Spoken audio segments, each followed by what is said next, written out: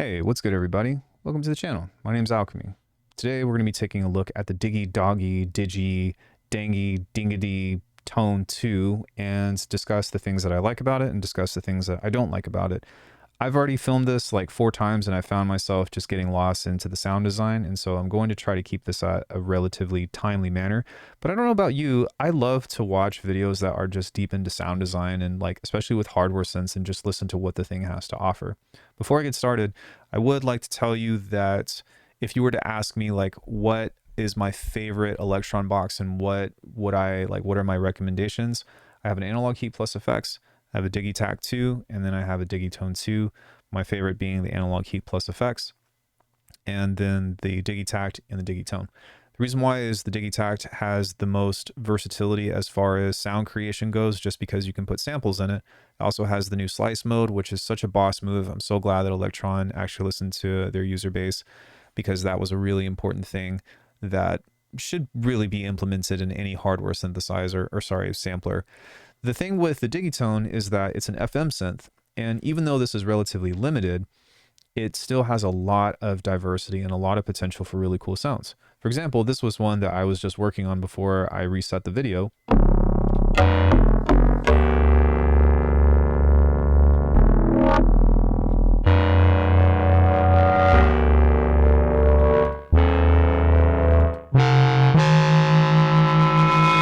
You can get some really crazy stuff out of this, and it doesn't take much in order to kind of get into it.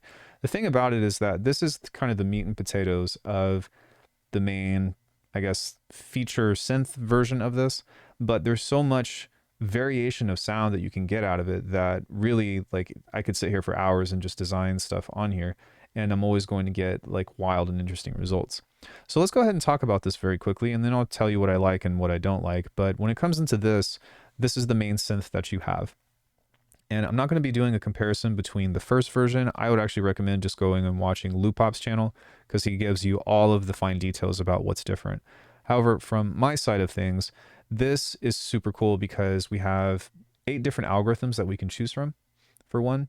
And even though this isn't A, B, C, D, it's A, C, B1, and B2. I don't actually know what that means. It's still quite a bit that you can get some very complex sounds. And not only that, but something that is kind of strange and within this is that with these algorithms, you have an X channel and a Y channel, or let's say lane, and you can crossfade in between these. So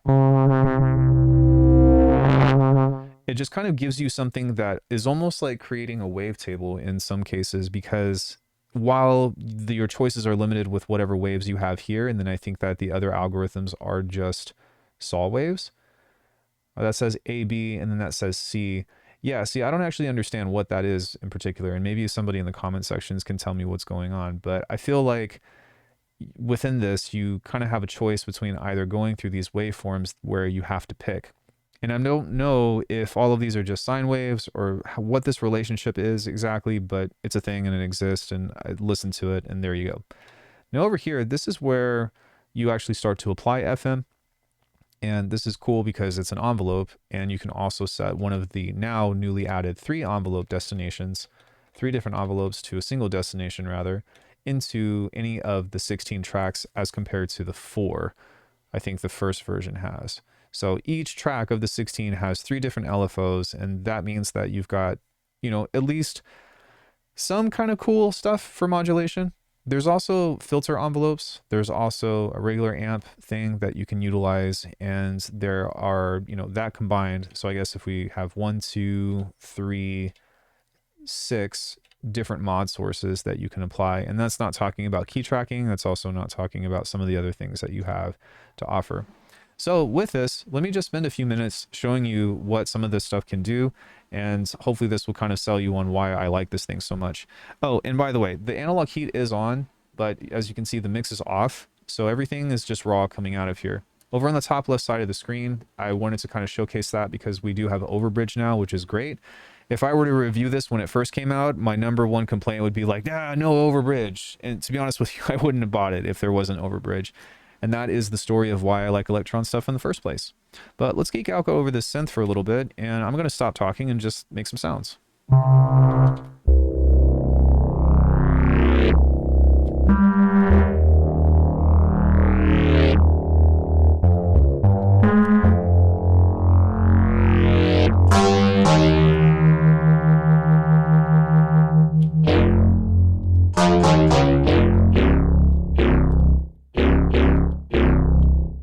go ahead and make this back at 0 because I was doing a Reese with this.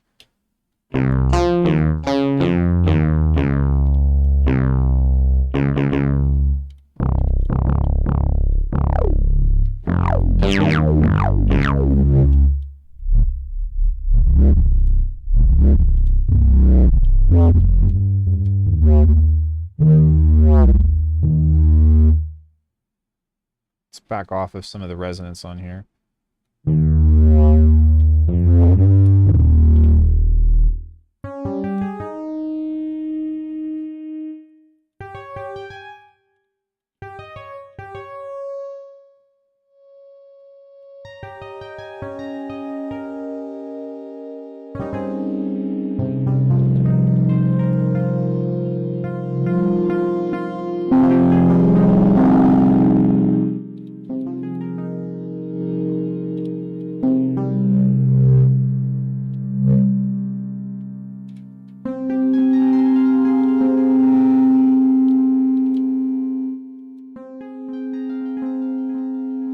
And if you notice, that's probably one of the major complaints that I have with this is that unless if this master overdrive or the master compressor is turned on, which by the way, I love the master compressor. I'm so glad that they added it in this version. Then the sounds themselves are relatively quiet. You can see that the level is all the way at max. And then as far as the trigger goes, the velocity is not at its peak, but that doesn't make that big of a difference. Still feels relatively quiet in comparison to some of the other stuff. But that being said, let me continue and we'll keep having some fun.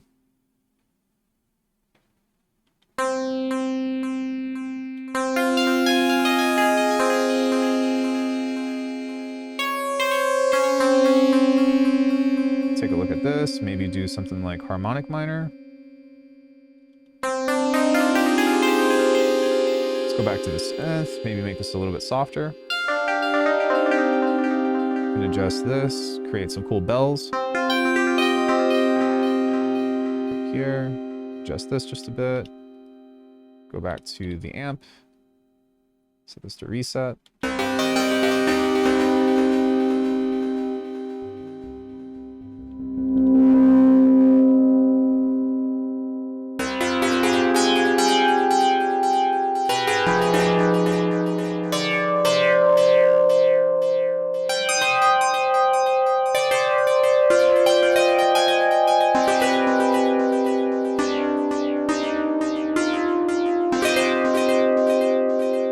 On the arpeggiator if you want, which I think the arpeggiator is cool. I think that it's relatively limited. It doesn't have any swing or any offset, which is my biggest complaint about the arpeggiator, considering that it has a dedicated button. But what is cool is you can create your own arpeggiator or arpeggio without having to do it via chord mode if you don't want to. So let me go onto this and just make this a little bit more quiet. There we go. And let me go to the master overdrive here and back off of that. Dry. Oh, that's actually off. Interesting.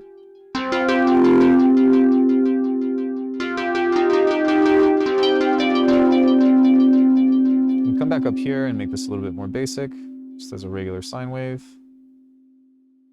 Maybe. That seems pretty close.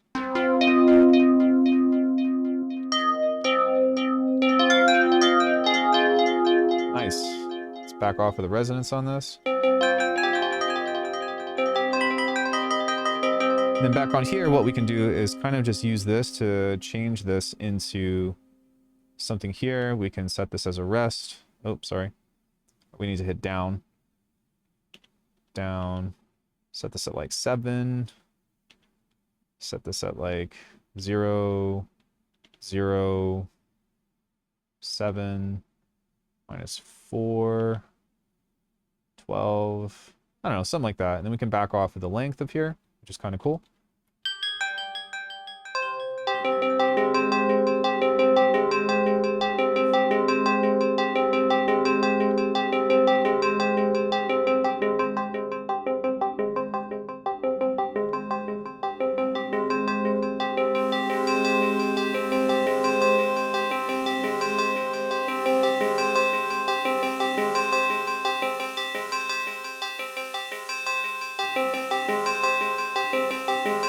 which is pretty neat.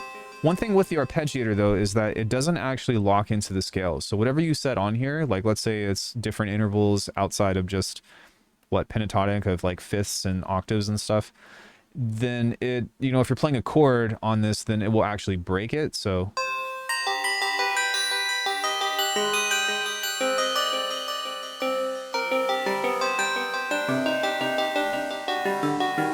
I mean, the thing with this though, that actually sounded pretty sick, is that I've only kind of set this here, but if I do like say like +1 on here, so that way it's super obvious. See, then it kind of breaks the scale and it's kind of like, ah, crap, what happened? So this probably works best with either doing it in the way that I did, to where you're not breaking the scale too hard when you're wanting to play chords, or just playing a single note and then you can create whatever melody you want. And then in order to actually like record this or get this to do the thing that you wanted to, you actually have to go in here and set a step and then go into the trig and set the step length. As far as I know, it would be really cool if I can just go arpeggiator, boom, and then like be like, you know, function copy or whatever and paste that as a layout. So then I can actually go in and edit everything. Because like, what if I wanted to make something like this to where it's baked in, and then I can go into each individual step and be like, I want this to have a chord, but it's going to like harmonize with the melody. And I think that would actually be a really sick workflow tool. And if Electron sees this, that's, I don't know, if that is possible, let me know, because I don't think that it is right now. So yeah, within the synth engine, it can do pretty much all different kinds of sounds that you want it to as far as the main categories. Really pretty pads, really pretty, you know, bells, plucks, you know, monster sounding basses. It can do drums, even though I mostly use the FM drum tone, or FM, I think it's called FM drum for that. So I've got a couple of drums lined up for you here, which I also have a video on how to make your drums really loud. For example, right now it's not that loud, but if I go in here and turn up the master drive, if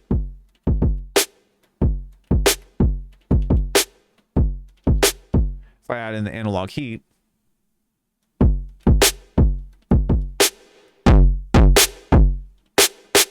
pretty sick.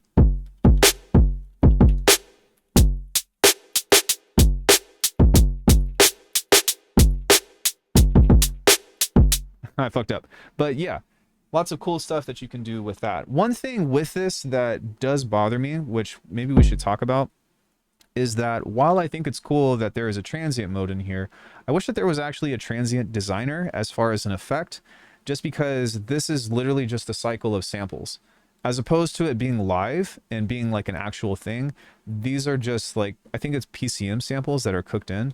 And so it would be nice in a perfect world to where you had something that had a pitch bend, you had something that had the tone generator, then you had something that was the noise generator that had a little bit more individual control. And you might be thinking like, Alckemy, what the heck? Like, here you go. Here's your tone, here's your pitch thing, whatever. But this to me is not, this isn't it. Like, I really like, how do you say this? With the way that I design drums, which by the way, I spend a lot of time designing drums. A multi-stage envelope is kind of crucial, at least for me. If this had like a 5-stage or something like that, to where you can draw 5 different curves, I think that would suffice. But that being said, I still wish that this had something on here to where I can dial in and fine tune that. The other thing is that the noise and again, the transient makers and all that other stuff on here is just incredibly finicky to work with. And I have to spend a lot of time trying to dial in the right kind of drum sound that I want.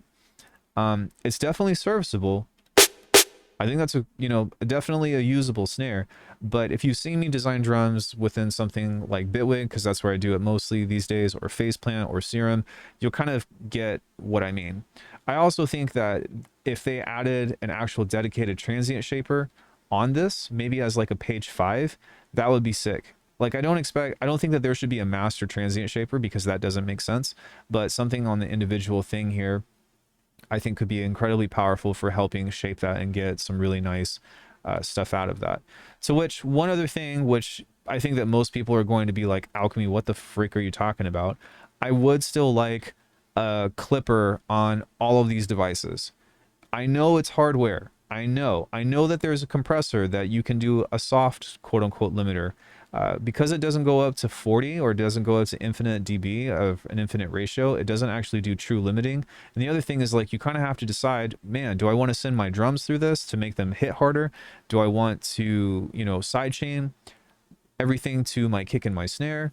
Or do I want to just use it to make my overall volume louder on the master? And that's probably one of the 3 use cases that I would use the compressor for personally. And I'm not saying that it needs more of them, but I think that having a dedicated clipper would alleviate that.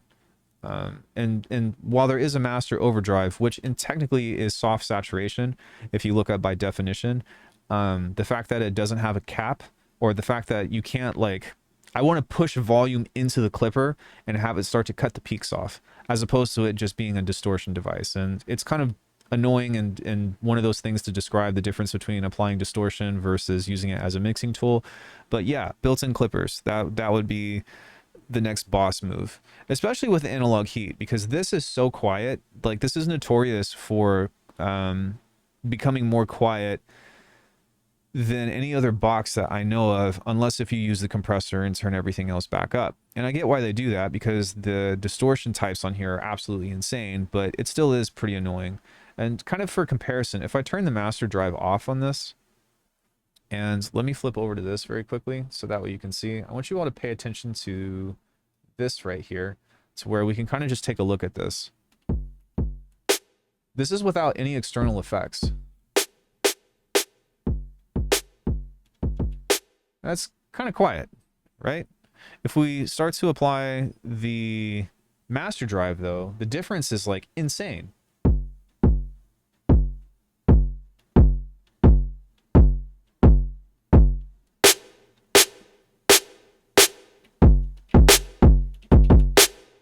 Right? And so while I think this is great, not every sound, I don't want every sound to go through here.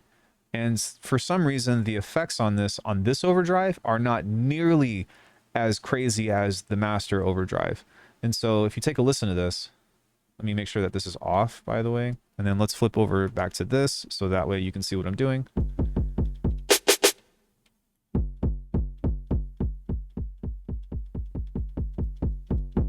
Like, even still, this is the kick without it.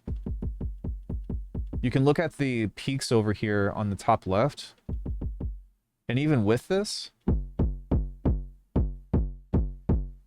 it doesn't feel like, it doesn't actually feel that much heavier. But for some reason within this, like that, I feel the kick now. I feel the bump. You know, and so that's just one of those things. And like, yeah, dude, I love distortion. That's my thing. I love to make stuff at like -1. -1 love or whatever without it, while it still sounds clean. But that's just kind of one of those like odd complaints about this behavior that I think is kind of interesting. So yeah, my biggest complaints with this is that like the distortion is inconsistent. The main arpeggiator only has this available, which I think is okay, but it doesn't have, like, you can't apply the master swing to it. I would love there to be like a step offset for the arpeggiator, so that way I can make the kinds of melodies that I like. The other thing is that I wish that there was a little bit more that you could do with the FM tone, because while I think it's cool, I think that the ceiling on it kind of starts to show itself relatively early within, sorry, I know that was loud, relatively early within the life cycle. So for example, even though this has 8 different algorithms within these 4 operators, I think that if there was a way to have an actual matrix system to where I can be like operator A, B, C, and D, and I can have something that's dedicated to send to that and also do its own feedback, that would immediately make the value of this synth jump tenfold. Because while this is in some cases like operator in Ableton or something like that, it doesn't have the true free-flowing thing that I would want from it.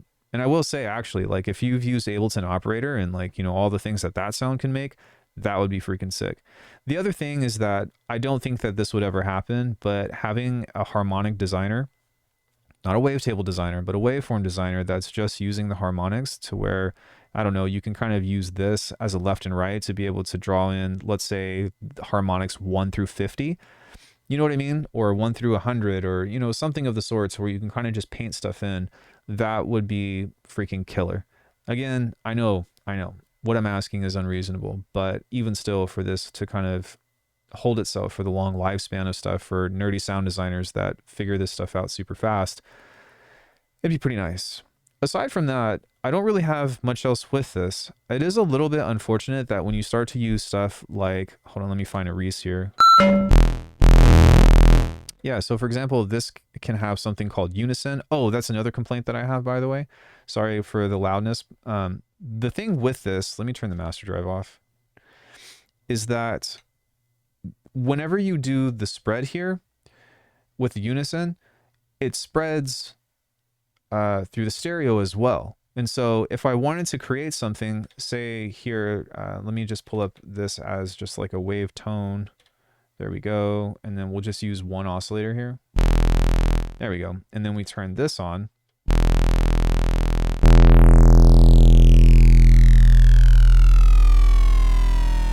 Whenever you start to spread this, it's going to push out to stereo.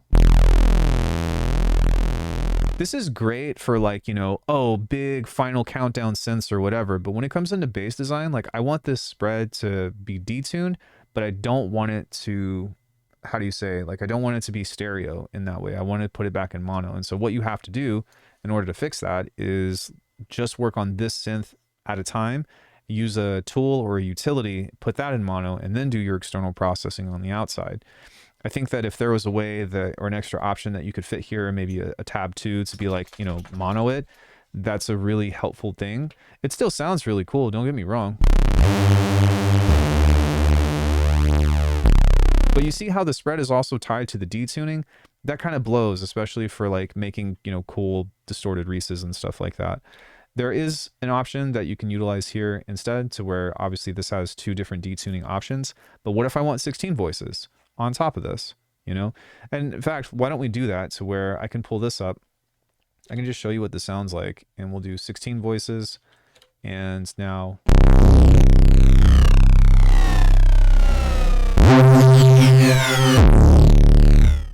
oh my fucking gosh.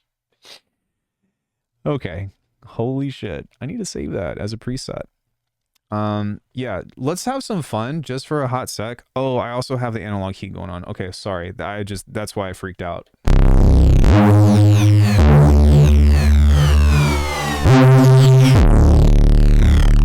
Bruh. Oh my gosh. Okay, so what if I were to do something like this to where I grabbed multipass just very quickly? And this is why I like this, because this is something that I have a lot of fun with, and a means of just exploring with you all and getting into some crazy sound design and having a good time. But I can also just talk, you know. Some people don't like that. But imagine if I did something like this to where, let me show you in the DAW, I've got a little neuro chain set up, and now need to back off of that.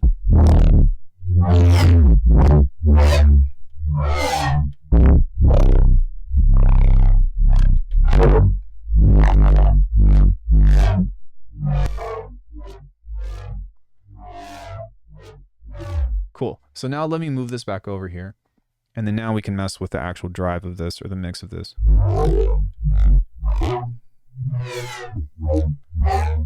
Maybe I can do a wah wah complex.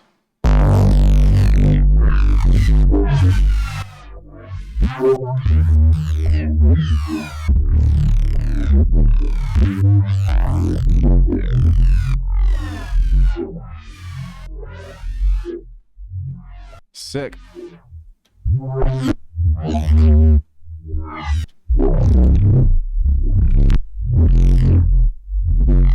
Okay, so let me fix this very quickly. And that's the one thing with this. Actually, I might be able to do it with just the EQ here, but we have too much low end in this.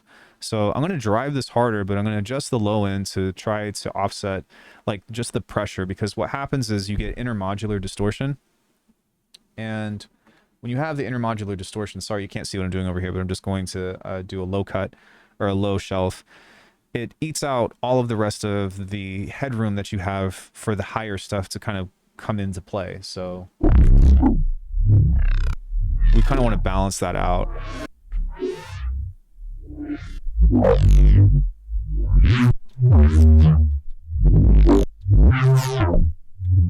That sounds a lot cooler. Okay, let me go into here and we'll grab a fuse compressor. And then oh, sorry, I want a fast attack and a fast release. And so, sorry, I'm doing multiple things now, but we're going to use a fuse compressor here. This is one thing about the heat, is that it generates a floor noise. So one thing that we can do is grab a gate. There we go. I was not planning on doing this, but I mean, hey, this is why you watch my videos, is because we always go off in the deep end, so.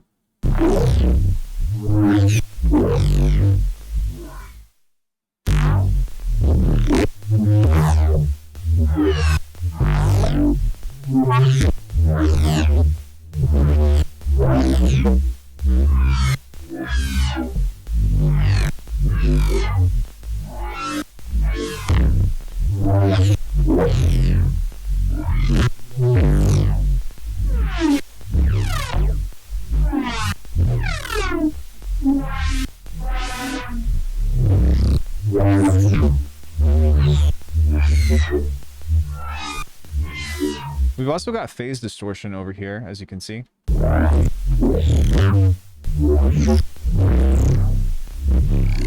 Sometimes that can be pretty cool. But yeah, all in all, I think that just kind of having the ability to do it from within the box itself would be a lot cooler. I really like the flanger-esque thing that provides. That's something that you don't really get or hear within a lot of virtual plugins or I guess like VSTs or whatever. And yeah, this is definitely something that I'll be revisiting in the future. The other thing is, I think that I actually have, I think that I actually have a preset on here that has a bunch of neuro stuff set up. So let me see if I can throw that on. Let's see if I can find that. Initial preset, neuro. Yes. I don't know what this is going to sound like, but let's give that a shot.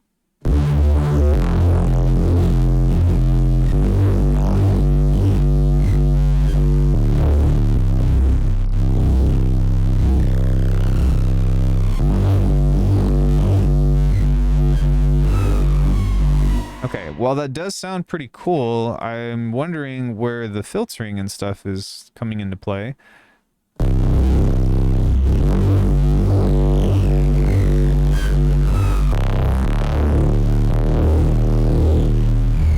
Because this should be doing its thing.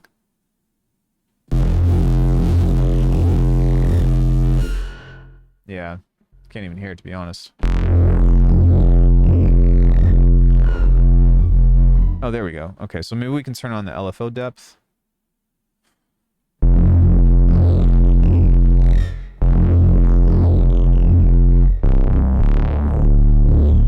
I don't know, something of the sort. Okay, so yeah, it looks like all this stuff, the depth is off on all of these. So now,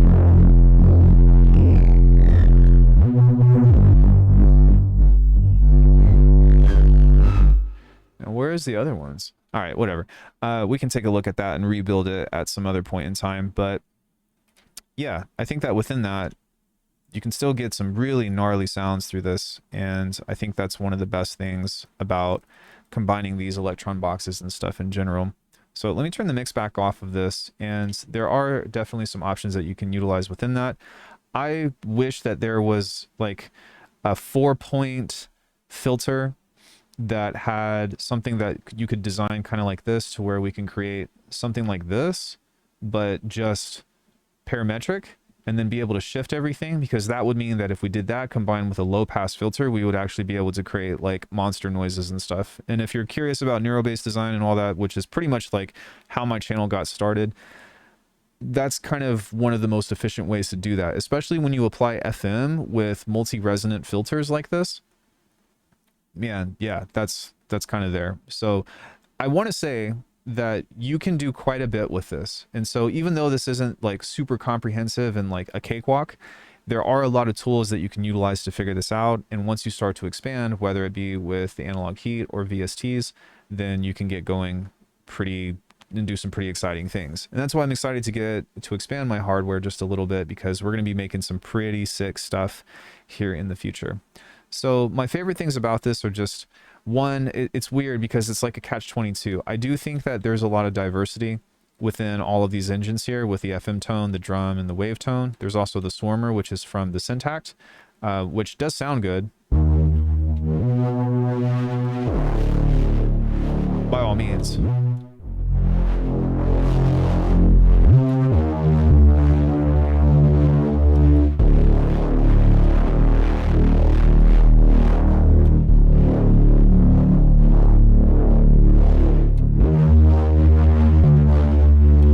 But at the same time, I do think that it does leave a little bit to be desired, just because we've only got a handful of waveforms to choose from that are really just your basic shapes. But yeah, so I would like to see some improvements to the synth engines themselves, especially since the FM tone hasn't really been improved at all. As far as I know, I think it's the exact same thing. So having a complex matrix, maybe that could be it, is it's a synth called Matrix. That would make a lot of sense to me, actually. Yeah, like, what if, sorry, I'm just thinking, but like, what if there was a grid here to where you can just use this as a selector or something within this, or page 1, page 2, page 3, and then these can act as XY controls. And then, as opposed to doing the layout that goes like an L, you have just a matrix table to where one thing selects the waveform, the other thing selects the amounts on here, kind of like so, because these boxes are kind of within that already. And then you can have something that's like true operator-esque stuff. If you've ever used, what is it, Op6 in the MPC, or I think FM4 in Bitwig, duh, but FM4 doesn't actually have modulation available, which is kind of stupid, but that's a different topic for a different day. Or what is it, Citrus? That kind of also works in a similar way, to where it's just kind of on that XY axis, and you can kind of make stuff feedback into itself. So you have 1 to 1, 2 to 2, 3 to 3, and 4 to 4, and then it goes basically 1, 2, 3, 4, and then 1, 2, 3, 4, and then within that you can kind of mess with the grid. I think that's doable, and I don't know why I'm over here glossing and daydreaming over stuff that probably will never happen. I just think that that's something that I would like to see improved in the future for this. Aside from that, I don't really have anything else to say over it. I think that the drum stuff needs a little bit of reworking. You can create some really cool stuff. You can create percussive generators inside of it and all that. But as a means of creating like solid fundamentals, I think that this has a lot left to be desired. I also think that a true transient shaper would be really cool. Yeah, that's pretty much all I have to say about this now that I think about it. This synth is really cool, and as you can tell, there's so much that you can do, and you'd be surprised how accessible it is. You know, it's really easy to just do this, go synth, and then be like, all right, let's just start tweaking stuff and see what happens. That being said, the cap, you'll start to see the more that you use it, and there's some like just tiny setbacks with it that I'm like, man, if it just had this, if it just had this. And that's why I'm hoping at some point to get my hands on an Iridium core, because oh my gosh, think about what I could do with that as far as drum design and all that stuff and neurobass and whatever. But this has the sequencer that the Iridium core does not, right? So yeah, I don't know. Anyways, thank you all so much. I definitely don't regret this purchase, and I definitely pick this up more than any other box because, one, it's the newest, but two, it's a synth, and so it's easier for me to manipulate and just get stuff into the DAW. But I think that between these three, you really can't go wrong, and I think that you're in for a good time. I would say watch all the videos you can, ask the content creators, like outside of the comment section, like reach out to them on Discord, hit up EasyBot, hit up you know, who is it, Cuckoo, or, you know, all the people that are posting really cool videos and stuff on this, and ask them those questions that you want to know, so that way you can make an informed decision. You can always return it, but I don't know, you guys ever feel bad about returning something that's like really expensive and you open it and then you're like, ah, this ain't for me, and then you're like, ah, man, I just ruined potentially someone else's experience with having a brand new unit opened or something. Yeah, I don't know. Anyways, Thank you all so much. I really appreciate you. And if you want to see more diggy, doggy, tone, or electron stuff in the future, let me know. And don't forget to subscribe if you want to support the channel, alchemy.com, become a member, leave a nice comment. I don't know, just say what up, interact with the channel because the channel is absolutely dead right now. But yeah, okay, now I'm leaving. Bye.